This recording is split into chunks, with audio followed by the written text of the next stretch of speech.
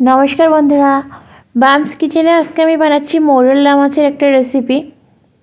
পেঁয়াজ কলি আর সবজি দিয়ে মৌরলা মাছের চচ্চড়ি বানাবো আর কি। এই মাছগুলো একদমই টাটকা, বাজার থেকে নিয়ে আসা হচ্ছে। আর এখন কিন্তু আমি কাটিনি মাছগুলোকে, এবার আমি কাটবো। তো মাছগুলোকে এখন একদম কেটে ধুয়ে সুন্দর করে পরিষ্কার করে নিয়েছি। এবার এর মধ্যে আমি এখন দিয়ে দিচ্ছি পরিমাণ মতো লবণ আর হলুদ গুঁড়ো। তো আমি এটাকে মেখে একটু রেখে দেবো, তারপরে কিন্তু মাছগুলোকে আমি ভেজে নেব।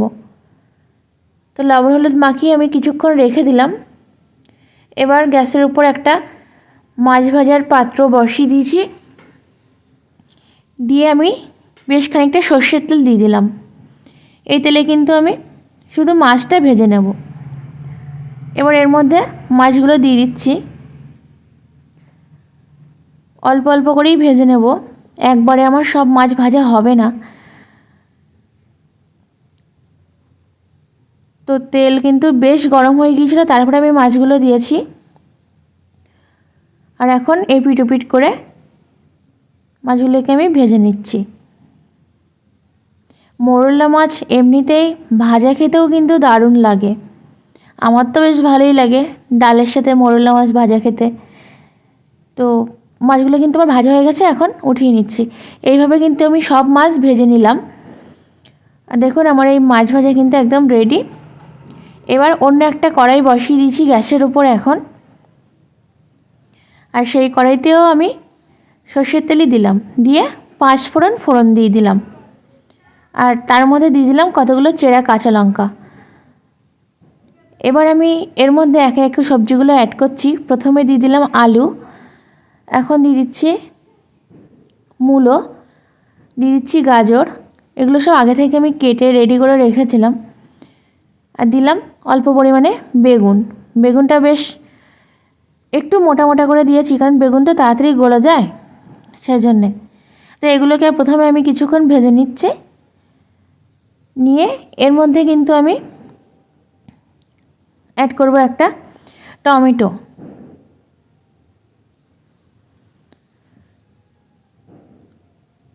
তো টমেটোটা দিয়ে এবার আমি কিছুক্ষণ ভেজে নেব।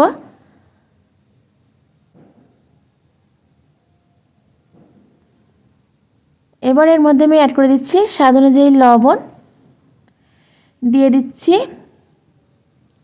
হলুদ গুঁড়ো, আর এবার দিচ্ছি বড় চামচের 1 চামচ পরিমাণ জিরে গুঁড়ো আর 1 চামচ পরিমাণ ধনে গুঁড়ো। আমার এখানে ছোটো চামচ বলে দুবার করে দিতে হলো। এবার সবজির সাথে মশলাগুলো কিন্তু ভালো করে আমি মিশিয়ে নিচ্ছি। এর মধ্যে আমি পেঁয়াজ কলিও অ্যাড করব, কিন্তু এইগুলো আগে একটু ভাজা হয়ে যাবে, তারপর পেঁয়াজ কলিটা দেবো, কারণ পেঁয়াজ কলিটা খুব তাড়াতাড়ি সেদ্ধ হয়ে যায়, আর আগে আগে দিলে কী হবে, ঘেঁটে যাবে। তো এবার আমি পেঁয়াজ কলিগুলো অ্যাড করে দিলাম।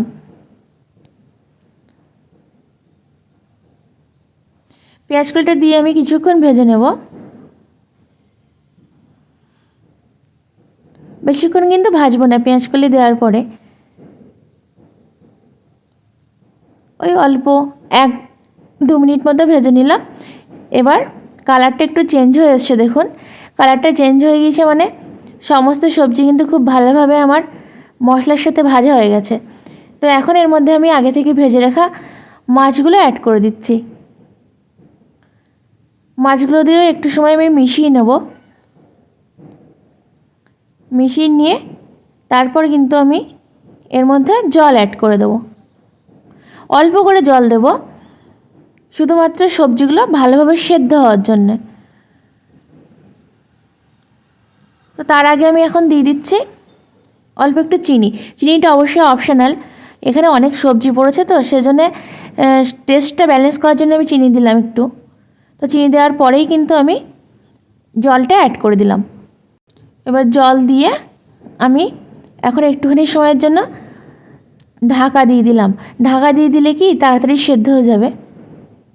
দেখুন আমার কিন্তু সবজিটা সেদ্ধ হয়ে গেছে, আর বেশিক্ষণ কিন্তু আমি আর রাখবো না আঁচের ওপরে। ওই যে বাড়তি যে জলটুকু আছে এই জলটুকু শুকিয়ে গেলেই কিন্তু আমার সবজিটা রেডি হয়ে যাবে।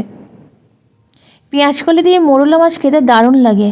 আর তো এর মধ্যে আরও নানা রকম সবজি আছে, শীতের সবজি, দারুণ টেস্ট লাগে এই সবজিটা। এটা কিন্তু ডালের পাতে খাওয়া যায় বা এমনিতে রুটির সাথেও খাওয়া যায়, ভাত দিয়ে শুধু শুধুও খাওয়া যায়।